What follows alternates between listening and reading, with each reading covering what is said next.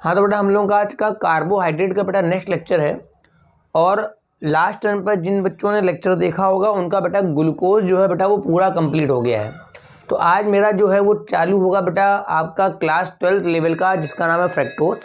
और आज के इस वीडियो में आपका जो फ्रैक्टोज है वो पूरा का पूरा बेटा कंप्लीट हो जाएगा, क्योंकि अगर आपको ग्लूकोज की प्रॉपर्टियाँ पता हैं तो बिल्कुल वैसी ही प्रॉपर्टियाँ बेटा किसकी होती हैं, फ्रैक्टोज की। तो हमारा आज का जो टॉपिक है वो बेटा हमारे पास फ्रैक्टोज है। तो अगर मैं पहले फ्रैक्टोज के मॉलिक्यूलर फॉर्मूले की बात करता हूँ कि फ्रैक्टोज का बेटा मॉलिक्यूलर फॉर्मूला क्या होता है, तो इसका फॉर्मूला हो गया C6H12O6, मतलब जस्ट लाइक आपका ग्लूकोज है। बस इतना फर्क पड़ेगा कि वहां पर आपका बेटा आता था एल्डिहाइड ग्रुप, मगर यहाँ पर बेटा आपका आएगा कीटोनिक ग्रुप, ठीक है ना। तो जरा मैं इसका पहले स्ट्रक्चर ड्रा कर देता हूँ। तो बेटा ऊपर हो जाता है सबसे पहले CH2OH, ठीक है। उसके बाद सेकंड कार्बन पे कीटोन ग्रुप आता है C double bond O। Third carbon का OH फिर से यहाँ पर लेफ्ट में होता है, ये बेटा H है।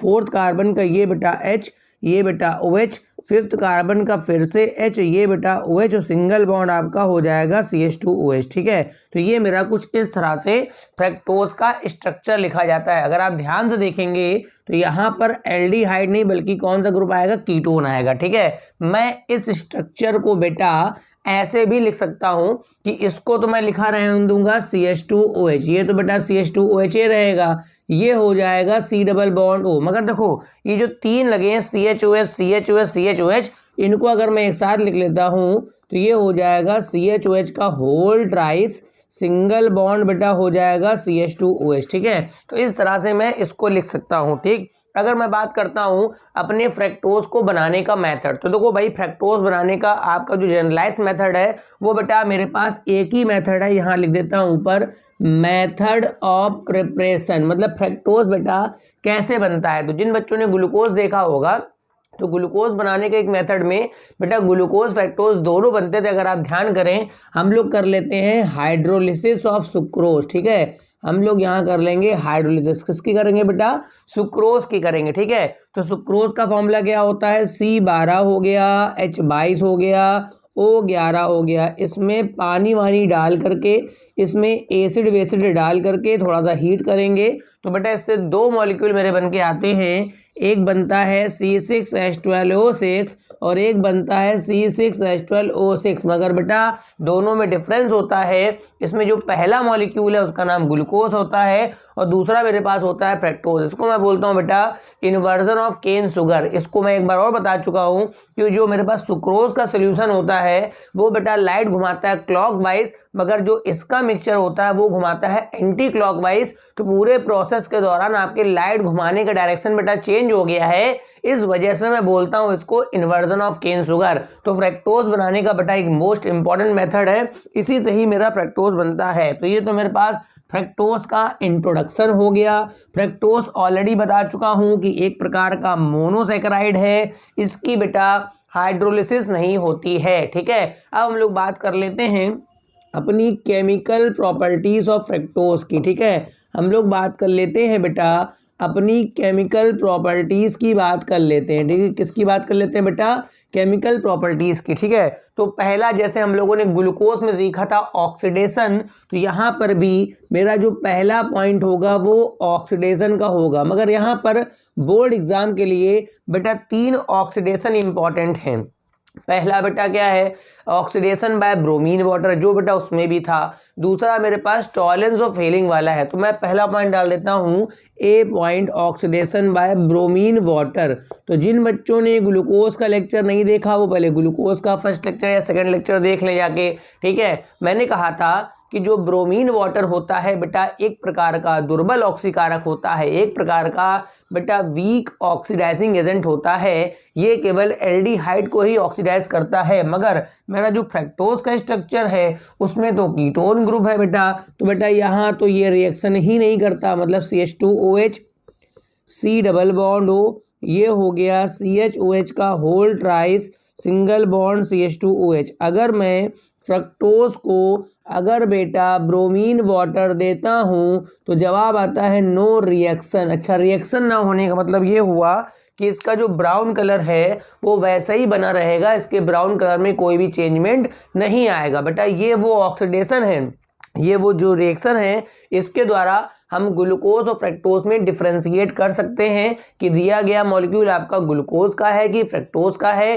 ग्लूकोज जो होता है वो ब्राउन कलर को डिसअपियर कर देता है, मगर फ्रक्टोज बेटा ये नहीं कर पाता। ठीक है, मेरा बी पॉइंट है बेटा, मेरा बी पॉइंट है ऑक्सीडेशन बाय टॉलेंस रिएजेंट। अच्छा, आप लोगों को एक पॉइंट सिखाया गया है, आप लोगों को एक पॉइंट सिखाया गया है कि जो टॉलेंस और फेलिंग सोल्यूशन होते हैं, ठीक है, वो बेटा केवल एल्डिहाइड से रिएक्शन करते हैं। जो बेटा टॉलेंस और फेलिंग सोल्यूशन होते हैं बेटा, वो केवल एल्डिहाइड से ही रिएक्शन करते हैं। मगर यहाँ पर बड़ी गजब की बात है कि जो फ्रक्टोज है उसमें कीटोन ग्रुप होने के बाद भी, बात सुनिएगा पहले, फ्रक्टोज में बेटा कीटोन ग्रुप होने के बाद भी ये टॉलेंस और फेलिंग से रिएक्शन करता है। ठीक है, पहला पॉइंट सुना आपने कि फ्रक्टोज में कीटोन ग्रुप है फिर भी ये टॉलेंस और फेलिंग से रिएक्शन करता है। कारण क्या होता है, एक घटना होती है कि मेरे पास मैनोस ले लूँ मैं, मैनोस, इसमें CHO ग्रुप होता है, इसको मैं बदलता हूँ, इस और एक ले रहा हूँ ग्लूकोज ले रहा हूँ,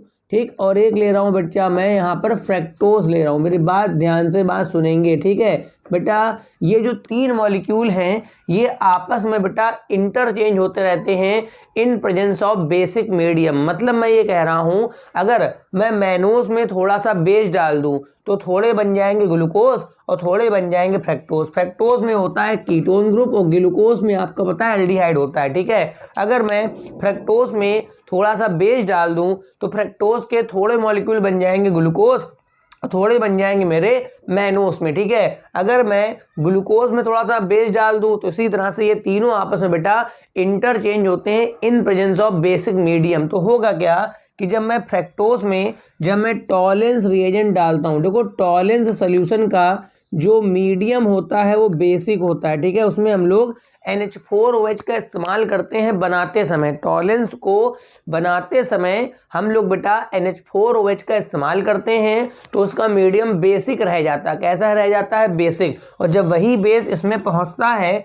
तो फ्रक्टोज के थोड़े मॉलिक्यूल बन जाएंगे ग्लूकोज और थोड़े बन जाएंगे मैनोस। तो बेटा ग्लूकोज में भी एल्डिहाइड होता है और मैनोस में भी मैंने लिख दिया एल्डिहाइड है, तो वही एल्डिहाइड रिएक्शन कर जाएगा और ब्लैक कलर का PPT दे देगा। कायदे से तो होना ये चाहिए था कि फ्रक्टोज की रिएक्शन टॉलेंस के साथ नहीं होनी चाहिए थी और फेलिंग के साथ भी नहीं होनी चाहिए थी। मगर मैंने कहा कि जो फ्रक्टोज है वो टॉलेंस के साथ रिएक्शन क्यों देता है, क्योंकि जब मैं इसमें टॉलेंस रिएजेंट बेटा डालता हूँ ना तो टॉलेंस का मीडियम बेटा बेसिक होता है और बेसिक मीडियम में फ्रक्टोज के थोड़े मॉलिक्यूल जो हैं वो ग्लूकोज में चले जाते हैं और थोड़े चले जाते हैं मैनोज में।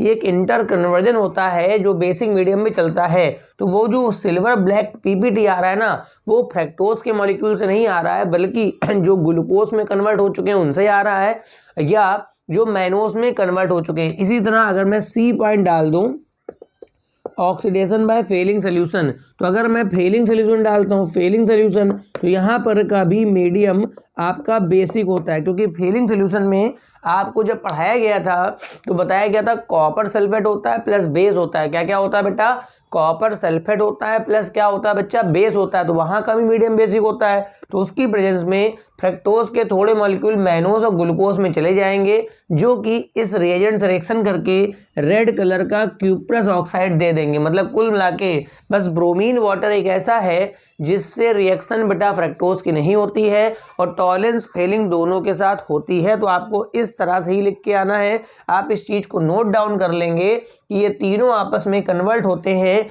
In presence of basic medium. तो ये मेरे पास केमिकल प्रॉपर्टी का फ्रक्टोज का पहला पॉइंट हो गया जिसका नाम था बच्चा ऑक्सीडेशन। अब हम लोग सेकेंड पॉइंट में आ जाते हैं। सेकेंड पॉइंट जिसका नाम बच्चा है रिडक्शन, जिसका नाम बच्चा क्या है, रिडक्शन। तो रिडक्शन बेटा जैसे वहां पर दो प्रकार के थे यहाँ पर भी बेटा दो ही प्रकार के मैं बताऊंगा। पहला एक नॉर्मल रिडक्शन, नॉर्मल का मतलब है जो एल्डिहाइड कीटोन के हम लोग इस्तेमाल करते हैं या तो हाइड्रोजन गैस का इस्तेमाल करेंगे बेटा या तो हम लोग इस्तेमाल करेंगे अपना सोडियम बोरोहाइड्राइड। तो अगर मैं यहाँ लिखता हूँ fructose CH2OH C double bond O और CHOH का होल ट्राइस सिंगल बॉन्ड CH2OH। अगर मैं इसको हाइड्रोजन गैस दे देता हूँ निकल कैटलिस्ट में, या मैं देता हूँ सोडियम बोरोहाइड्राइड, इन दोनों में से कोई एक दे दो, तो बेटा ये अटैक CO ग्रुप पे कर देगा। और कीटोन का जब रिडक्शन होता है बेटा तो सेकेंडरी अल्कोहल बनता है। मैंने पहले ही बोल दिया है कि अगर आपने एल्डिहाइड कीटोन के लेक्चर नहीं लिए हैं तो पहले आप एल्डिहाइड कीटोन के लेक्चर जाके ले लीजिए, उसके बाद आप ये चैप्टर पढ़िए, ठीक है। तो बेटा ये यहाँ पर एक H यहाँ जुड़ जाएगा, एक H यहाँ जुड़ जाएगा, तो ये बन जाएगा मेरे पास CH2OH, और ये हो जाएगा CHOH का होल 4। कुछ बच्चों को डायरेक्ट बात समझ में आ गई, कुछ को बात देर में समझ में आती है, क्यों होल ट्राइस था, ये भी हो जाएगा CHOH, तो ये बन जाएगा होल 4। तो ये मेरे पास आपका नाम पता है, इसका नाम भी हम लोग सॉर्बिटॉल बोलते हैं। क्या बोलते हैं बच्चा? सॉर्बिटॉल। दूसरा मेरे पास जो रिडक्शन है वो हाइड्रोजन आयोडाइड के द्वारा है, ठीक है। देखो बेटा ये बाद वाला मेथड बहुत इंपॉर्टेंट है। जो HI होता है वो बहुत स्ट्रॉन्ग रिड्यूसिंग एजेंट होता है। जैसे इसने अल्कोहल को टच नहीं करा, मतलब हाइड्रोजन गैस और जो सोडियम बोरोहाइड्राइड होते हैं ये अल्कोहल को रिड्यूस नहीं करते हैं, ठीक है। मगर जो HI है ये बेटा होता है स्ट्रॉन्ग रिड्यूसिंग एजेंट, ये होता है स्ट्रॉन्ग रिड्यूसिंग एजेंट। तो जो कि स्ट्रॉन्ग है तो ये पहले निपटाएगा इसको, मतलब पहले इससे ये बनेगा, फिर सबसे O खींच लेगा। सबसे क्या खींच लेगा? O। तो जब सबसे O खींचेगा तो यहाँ बनेगा CH3, बीच में बनेगा CH2, बीच में बनेगा CH2, बीच में बनेगा, अरे 4 तो CH2 बनेंगे ना, CH2, और नीचे हो जाएगा CH3। तो ये पॉइंट आपको ग्लूकोज में भी सिखाया गया था कि यहाँ पर नॉर्मल हेक्सेन बन जाता है। और अगर नॉर्मल हेक्सेन बन गया, नॉर्मल का मतलब पता है ना आपको कि आपका स्ट्रेट चेन में होगा, और हेक्सेन बना है तो 6 कार्बन की स्ट्रेट चेन आती है। इस रिएक्शन से हम ये प्रूव करते हैं कि आपका जो फ्रक्टोज का मॉलिक्यूल है बेटा उसमें 6 कार्बन स्ट्रेट चेन में जुड़े होते हैं। अगर आप नॉर्मल रिडक्शन कराएंगे तो केवल कीटोन रिड्यूस होगा, अगर आप HI से कराएंगे तो पहले कीटोन रिड्यूस होगा, बाद में OH ग्रुप भी आपका रिड्यूस हो जाता है। और इस रिएक्शन से क्या करते हैं मैं ऑलरेडी बता चुका हूँ। इस रिएक्शन से पता करते हैं बेटा कि हमारे पास जो आपका फ्रक्टोज है उसमें 6 कार्बन जो है ना बेटा वो स्ट्रेट चेन में होते हैं। कैसे होते हैं बेटा? स्ट्रेट चेन में होते हैं, ठीक है। थर्ड नंबर पे डाल देते हैं बच्चा रिएक्शन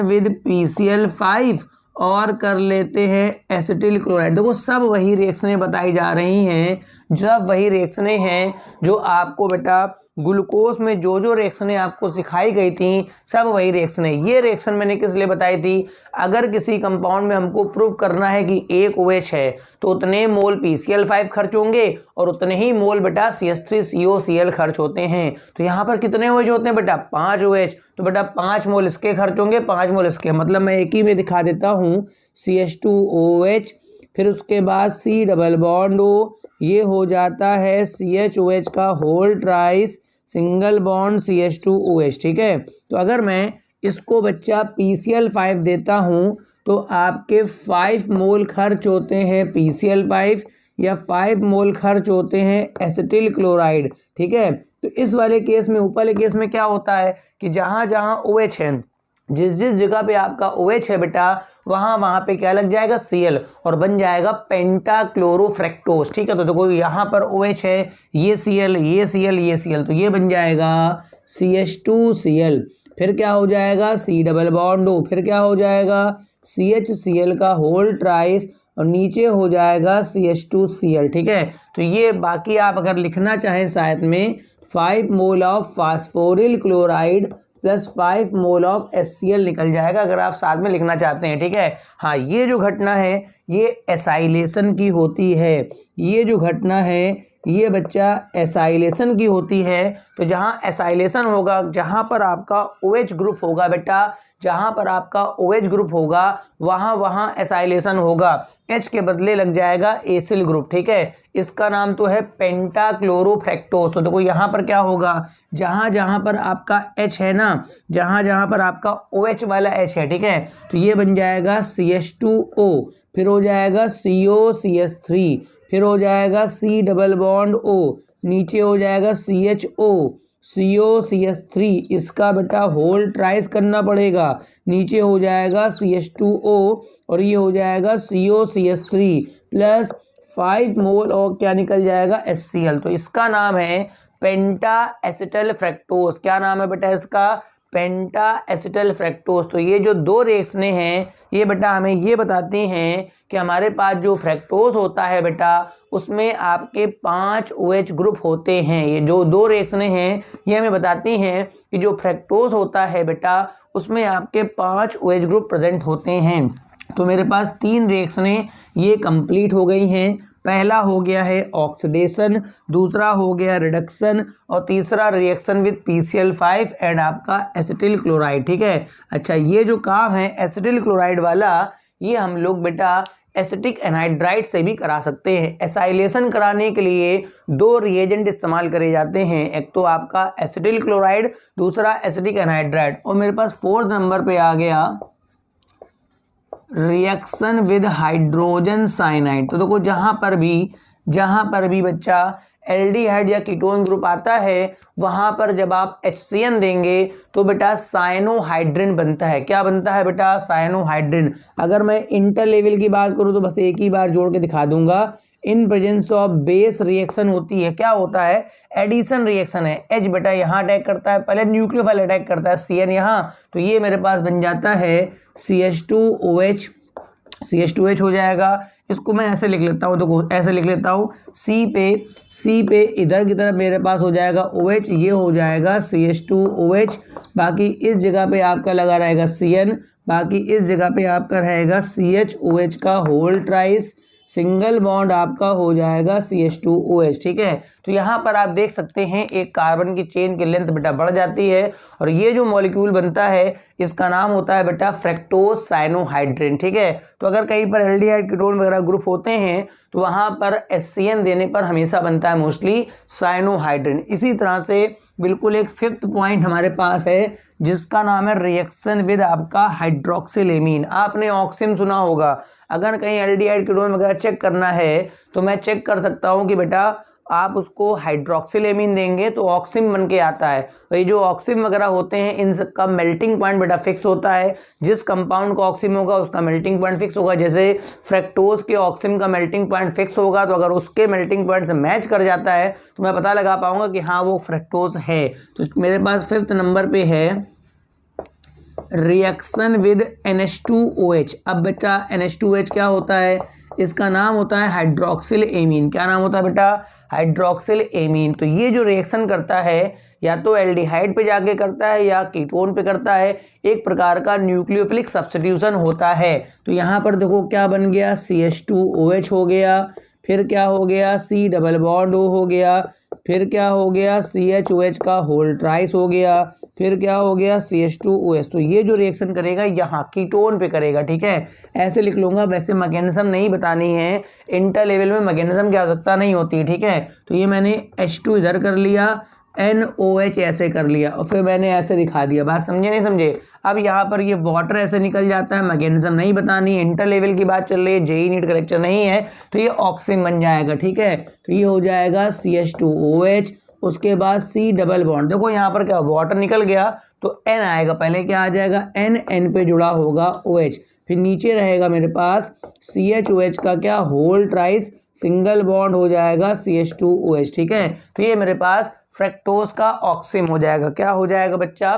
फ्रैक्टोज का ऑक्सिम हो जाएगा। फटाफट इतना बना लीजिए। उसके बाद जो नेक्स्ट रिएक्शन है बहुत इंपॉर्टेंट है, जैसे मैंने आपको बताया था ग्लूकोसा जोन बेटा, उसी तरह से यहाँ बनता है फ्रैक्टोसा जोन। पहले आप इसको नोट कर लीजिए फटाफट।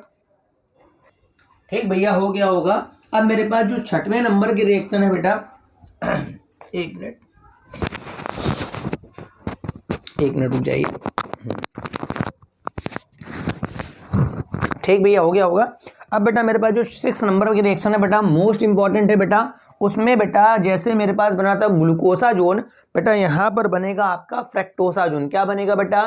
फ्रैक्टोसा जोन। तो नंबर 6 में डाल दीजिए reaction with phenyl hydrogen. Heading पड़ेगी reaction with phenyl hydrogen. Formula क्या होता है बेटा?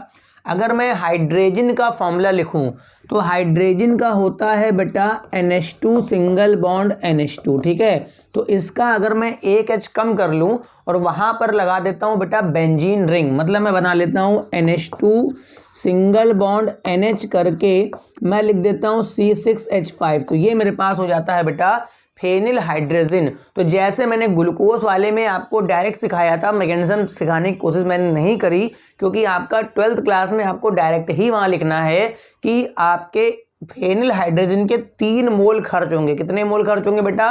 3 मोल। और जो बनेगा मॉलिक्यूल उसका नाम होगा फ्रक्टोसाजोन। मैं फिर से बता दूं कि ग्लूकोसाजोन और फ्रक्टोसाजोन और मेथनोसाजोन इन सबके जो फॉर्मूले होते हैं बेटा सेम होते हैं। इनमें आप देख के नहीं बता पाओगे, क्योंकि ऊपर के 2 कार्बन पे रिएक्शन होती है और ग्लूकोज फ्रक्टोज के ऊपर के 2 कार्बन ही चेंज हैं, बाकी 4 कार्बन सेम होते हैं। तो अगर मैं लिखूं यहां पर CH2OH, C double bond O, CHOH का होल ट्राइस, सिंगल बॉन्ड CH2H, तो इसके मैं लिख लेता हूं 3 मोल, तो 3 moles of NH2 NH C6H5। तो यहां पर इन 2 जगह पे आपका फ्रक्टोसाजोन का मेन सिस्टम दिखेगा। तो ये हो जाता है CH double bond NNH C6H5, ये ग्रुप जुड़ जाता है। C double bond NNH C6H5, ये जुड़ जाता है।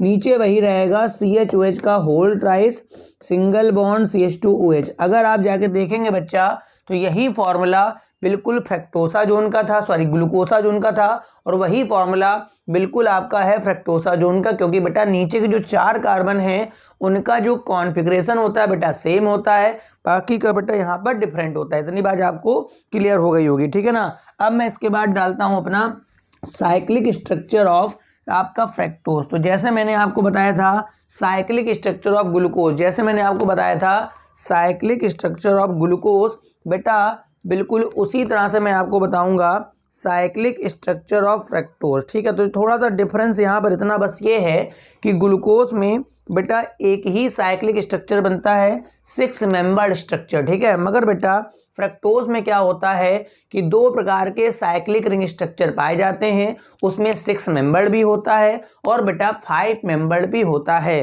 कौन सा कब एग्जिस्ट करेगा भी आखिर में बता दूंगा, ठीक है। तो मैं डाल देता हूं heading cyclic structure of D fructose, ठीक है। मतलब मेरे पास साइक्लिक स्ट्रक्चर कैसे बनाऊंगा, तो मैंने कहा था पहले मैं बनाने जा रहा हूं यहाँ पर 6 मेंबर्ड स्ट्रक्चर, मतलब उसमें रिंग में 6 एटम्स होंगे। तो मैंने पहले लिख लिया CH2OH, बेटा देखो ध्यान से, C डबल बॉन्ड O, उसके बाद 3rd कार्बन का OH लेफ्ट में आ गया, ये इधर चला गया, ये H हो गया, 4th कार्बन का OH फिर से वैसे ही है, ये मेरे पास H है, ये OH, और नीचे वाले को भी मैंने ऐसे ओपन कर लिया, CH2OH को भी मैंने ओपन कर लिया, ठीक। अब आपको अगर यहाँ पर बनाना है 6 मेंबर्ड स्ट्रक्चर, क्या बनाना है बेटा 6 मेंबर, तो ये तो पक्का पता है कि CO ग्रुप रिएक्शन करेगा। वहां पर बना था बेटा हेमी एसिटल बॉन्ड, यहाँ जो बनेगा बेटा हेमी कीटल बॉन्ड बनेगा। अगर आपको 6 मेंबर रिंग चाहिए तो 1 2 3 4 5 और ये O मिला के 6, फिर से देखिए 1 2 3 4 5 और ये, मतलब कुल मिला के अगर आपको 6 मेंबर स्ट्रक्चर चाहिए तो लास्ट वाले कार्बन का जो OH का H है ये यहाँ जाके जोड़ेंगे, ठीक है ना।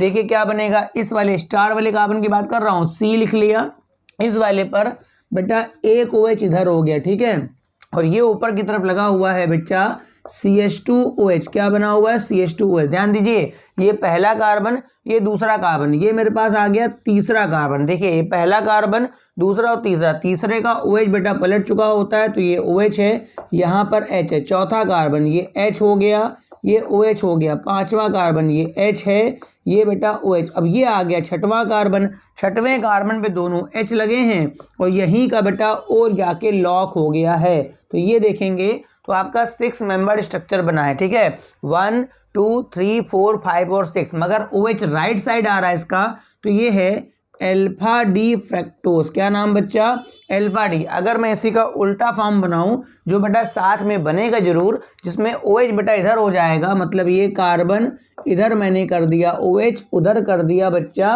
CH2OH। ध्यान दीजिए, ये पहला कार्बन, दूसरा, तीसरा कार्बन, ये हो गया इधर OH, इधर मेरे पास H, ये हो गया इधर H, इधर बच्चा OH, ये देखो इधर H, इधर OH। 5 कार्बन हो गए, कितने हो गए, 1 2 3 4 5। अब देखो छठवां कार्बन, ये H, ये O, ये ऐसे लॉक हो गया और नीचे रहेगा H। तो इसका नाम बच्चा क्या हो गया, बीटा डी फ्रैक्टोज। दोनों एक दूसरे के बेटा एनोमर्स कहलाते हैं। क्या कहलाते हैं बेटा, एनोमर्स। ठीक है, अच्छा ये दोनों जो है ना आपके हेमीकीटल फॉर्म है। क्या नाम है इसका बेटा, हेमीकीटल। अभी ये ओपन हो जाएंगे क्योंकि यहाँ पर जो OH है, जब तक मैंने कहा था OH जिंदा होता है ये, तब तक ये नीचे आ जाएगा। अगर मैं इन स्ट्रक्चर्स की बात करूं तो आपको बताया गया होगा, इनका नाम होता है फिशर प्रोजेक्शन। क्या नाम होता है इनका, फिशर प्रोजेक्शन। अब मैं इन्हीं के इसी में ड्रा कर देता हूं बच्चा, ये आपका हावर्थ प्रोजेक्शन। ठीक है, हावर्थ के लिए मैंने कहा था चूंकि 6 मेंबर्ड है तो आप 6 मेंबर्ड हमेशा ऐसे बनाएंगे। मैंने कहा था 6 मेंबर्ड है तो 6 मेंबर्ड हमेशा ऐसे बनाएंगे। बात समझ में आ रही है, इस तरह बनेगा। अब बताओ, मैंने कुछ सिखाया था कि जो राइट साइड होते हैं बेटा वो सब नीचे आ जाएंगे और जो लेफ्ट वाले होंगे बेटा ऊपर। तो देखो ये कार्बन रिंग का पहला कार्बन ये हो गया, रिंग का पहला कार्बन ये हो गया। इसमें OH बेटा ऊपर आ जाए, नीचे आ जाएगा और बेटा CH2OH बेटा यहाँ चला जाएगा। ठीक है, अगले कार्बन पे बेटा H नीचे आ जाएगा और बेटा ऊपर आ जाएगा OH। ठीक है, अगले कार्बन पे बेटा OH नीचे आ जाएगा, H नीचे इधर। ठीक है, अगले कार्बन पे फिर से यहाँ पर OH आ जाएगा, यहाँ पर H, और आखिरी वाले में दोनों ही H लगे हैं तो यहाँ पर भी H और यहाँ पर भी H। तो ये जो स्ट्रक्चर बना है बेटा, ये अल्फा डी का हावर्थ स्ट्रक्चर है। अगर आप बीटा डी बनाएंगे तो आप अपने आप से बना के मेरे को कमेंट्स करेंगे कि आपने बीटा डी बना लिया। कितने बच्चे बीटा डी बना सकते हैं, कमेंट करके लिख के भेज देंगे। तो उसमें क्या होगा, केवल पहले कार्बन की व्यवस्था बदलेगी। केवल क्या होगा बेटा, पहले कार्बन की व्यवस्था बदलेगी, OH ऊपर चला जाएगा और CH2OH बेटा नीचे आ जाएगा। तो ये जो मैंने बनाया है ये पायरानोस स्ट्रक्चर बोल सकते हैं। मैंने आपसे कहा था कि जो 6 मेंबर्ड साइक्लिक स्ट्रक्चर होते हैं, मैंने आपसे कहा था जो 6 मेंबर्ड साइक्लिक स्ट्रक्चर होते हैं वो पायरानोस रिंग के होते हैं। ठीक है, अब हम लोग बात करते हैं अपने 5 मेंबर्ड वाले की। बेटा 5 मेंबर्ड वाला जो होता है उसका नाम होता है फ्यूरानोस स्ट्रक्चर। जब भी कभी 5 मेंबर्ड रिंग बनेगी, ध्यान रखिएगा, जब भी कभी 5 मेंबर्ड रिंग बनेगी बेटा उसका नाम होता है फ्यूरानोस स्ट्रक्चर। क्यों, क्योंकि मेरे पास एक मॉलिक्यूल होता है जिसका नाम फ्यूरॉन होता है। क्या नाम होता है, फ्यूरॉन। ठीक है, ये जो मॉलिक्यूल है बहुत अच्छा इंपॉर्टेंट सा कंपाउंड है फ्यूरॉन। आप देखिए ये 5 मेंबर रिंग है, बीच में ऑक्सीजन, 4 कार्बन है और 1 ऑक्सीजन, तो ये फ्यूरॉन है। तो जब भी कभी 5 मेंबर बनेगा तो उसका नाम होता है फ्यूरानोस। क्या नाम होता है बेटा, फ्यूरानोस। तो चलते हैं 5 मेंबर स्ट्रक्चर बनाने के लिए। ये मैंने लिख लिया यहाँ पर CH2OH कर लिया, C double bond O, third carbon का OH इधर हो गया, H इधर हो गया, फोर्थ कार्बन का H यहाँ, OH इधर, फिफ्थ कार्बन का H यहाँ, OH यहाँ, छठवें कार्बन का H यहाँ, OH यहाँ, नीचे भी H। अब आप बताइए, अगर आपको बनाना है 5 मेंबर्ड, मतलब रिंग का एक एटम कम करना है, तो अभी आपने इसका कनेक्शन इससे किया था, अगर आप अभी भी इसका इससे कर देंगे तब तो 6 मेंबर बन जाएगा। तो बेटा अब की बार आपको 5 मेंबर बनाने के लिए इसके ऊपर वाले का H आपको भेजना पड़ेगा। जब ऊपर वाले का H भेजोगे तो ये बनेगा अब की बार 5 मेंबर। तो देखो कैसे बनेगा, C लिख लिया मैंने, ये वाला C लिख लिया, C पे बेटा इधर हो गया OH, इधर हो गया CH2OH, 5वें कार्बन का ऐड करा है मैंने, ठीक है, छठवें का नहीं। ये तीसरा कार्बन आ गया तो इधर हो गया OH, इधर हो गया H, ठीक है। ये आपका चौथा कार्बन, इधर हो गया H, इधर हो गया OH, ठीक है। यही आपका आ गया 5वां कार्बन और ये ऐसे O लॉक हो जाएगा, मगर नीचे अब की बार जो बचेगा बेटा ये बचेगा CH2OH, ठीक है। ये मेरे पास अल्फा डी फ्रैक्टोज का स्ट्रक्चर है, मगर 5 मेंबर रिंग का है, फ्यूरानोस स्ट्रक्चर है। क्या है बेटा, फ्यूरानोस, फ्यूरॉन से मैच कर रहा है, 4 कार्बन रिंग में 1 ऑक्सीजन, ठीक है, प्लस ये तो अल्फा डी का हो गया। अब अगर मैं इसका बीटा डी बना दूं तो C पे इधर OH, इधर मेरे पास हो जाएगा CH2OH, 2 कार्बन हो गए, तीसरा कार्बन आ गया, इधर हो गया OH, इधर हो गया H, चौथा कार्बन इधर H, इधर OH, यही है पांचवा कार्बन H, और ये रहा O, और इसको ऐसे लॉक कर दूंगा और नीचे हो जाएगा CH2OH। ठीक है, तो ये मेरे पास जो स्ट्रक्चर बनेगा वो बीटा डी का बनेगा। किसका बनेगा बच्चा? बीटा डी फ्रक्टोज का। अब अगर मैं इन्हीं के हार्वर्थ ड्रा कर देता हूँ, ठीक है, ये अल्फा डी का है बच्चा और वो बीटा डी का है। अब मैं इन्हीं के अगर हार्वर्थ ड्रा कर दूं तो हार्वर्थ की तो ऐसे रिंग बनेगी ना आपकी बात। ठीक है, तो मैंने O लिख लिया, O के बाद ऐसे फ्यूरॉन टाइप का स्ट्रक्चर बना लिया और ऐसे ऊपर नीचे के बॉन्ड दिखा दिया। ध्यान दीजिएगा, ये रिंग का पहला कार्बन, ये रिंग का पहला कार्बन, तो ये वाला हो गया। ठीक है, रिंग का पहला कार्बन तो ये वाला हो गया। राइट में क्या OH, तो OH बच्चा नीचे आ गया, ऊपर कौन चला गया? CH2OH। अगले पे बेटा नीचे क्या आएगा? H। जितने राइट साइड हैं सब नीचे जाएंगे, तो नीचे आ गया H, ऊपर आ जाएगा OH। दिख रहा है भाई? हाँ दिखाई पड़ रहा है। ठीक है, अगले वाले में क्या हो गया? OH नीचे आ गया, H यहाँ पर। इसमें आप ध्यान रखिएगा कि ऊपर आप ले जाएंगे CH2OH और नीचे ले जाएंगे H। तो ये बेटा अल्फा डी का आपका हो गया 5 मेंबर हार्वर्थ। बीटा डी का क्या होगा? O ऐसे रहेगा बेटा,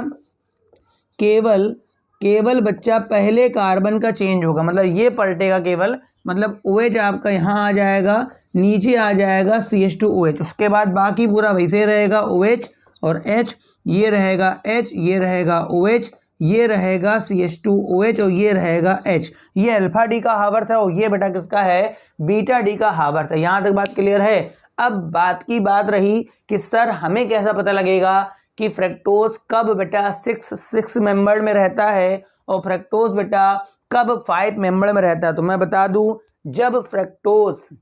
जब फ्रक्टोज मोनोसेक्राइड के फॉर्म में होगा, मतलब C6 लिखवा दूंगा, रुक जाओ नहीं तो भूल जाओगे, आप इसको भूल जाओगे, मैं लिखवा देता हूं। जब फ्रक्टोज मोनोसेक्राइड के फॉर्म में रहता है, मोनोसेक्राइड का मतलब क्या हो गया? C6H12O6 के फॉर्म में होता है। ठीक है, जब मेरे पास फ्रक्टोज मोनोसेक्राइड के फॉर्म में होता है तो बेटा वहाँ 6 मेंबर रिंग स्ट्रक्चर होता है।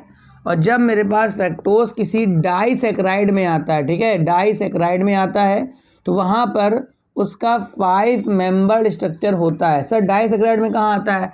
आप सोचिए ना कहाँ आता है। अगर जब सुक्रोज की बात करें तो सुक्रोज के अंदर क्या क्या जुड़ा हुआ है? सुक्रोज के अंदर क्या क्या जुड़ा है बताइए? ग्लूकोज जुड़ा है और फ्रक्टोज जुड़ा है। ठीक है ना, तो उस समय जो फ्रक्टोज जुड़ा होगा वो बेटा 5 मेंबर का होगा। ठीक है, मगर जब वो उसकी मैं करा दूंगा हाइड्रोलिसिस और ग्लूकोज फ्रक्टोज अलग अलग कर दूंगा, ठीक है, तो फ्रक्टोज जो बन जाएगा आफ्टर हाइड्रोलिसिस बेटा वो आपका 5 मेंबर का नहीं बचेगा, बल्कि क्या हो जाएगा? 6 मेंबर का। ग्लूकोज की बात करें तो ग्लूकोज का तो बेटा एक ही स्ट्रक्चर होता है, 6 मेंबर ही पढ़ाया जाता है, तो वो तो वैसे ही रहेगा। मगर फ्रक्टोज की बात करें जब अकेला होगा, अकेला का मतलब किसको? अकेला थोड़ा कहीं जा रहा, अकेला का मतलब है कि जब C6H12O6 की फॉर्म में होगा ना तब तो 6 मेंबर के फॉर्म में रहेगा, मगर जब कहीं डाइसेक्राइड या फिर पॉलीसेक्राइड वगैरह में कहीं होता ना तो मोस्टली वो 5 मेंबर रिंग में आता है। सुक्रोज में स्ट्रक्चर देखा गया। ठीक है, तो उम्मीद है आपको आज का जो फ्रक्टोज का 1 शॉर्ट वीडियो है ये आप पढ़ के अपने क्लास 12 के लगभग सारे क्वेश्चंस कर सकते हैं। अब जो नेक्स्ट और आखिरी लेक्चर है वो शायद डाइसेक्राइड, और उसी में कोशिश करूंगा कि पॉलीसेक्राइड का कंप्लीट करके आपका ये टॉपिक भी कंप्लीट कराऊं। उसके बाद मेरे को जो कराना होगा मैं 1 शॉट वीडियो में करा दूंगा। शायद हफ्ते में 2 या 3 1 शॉट आ जाएंगे, तो उसी में आपका पूरा इंटर लेवल का सिलेबस आपका कंप्लीट हो जाएगा। ठीक है, अगर आप अभी तक आपने चैनल सब्सक्राइब नहीं किया तो कर लीजिए, अदरवाइज नोटिफिकेशन कैसे आएगा? Thank you for watching.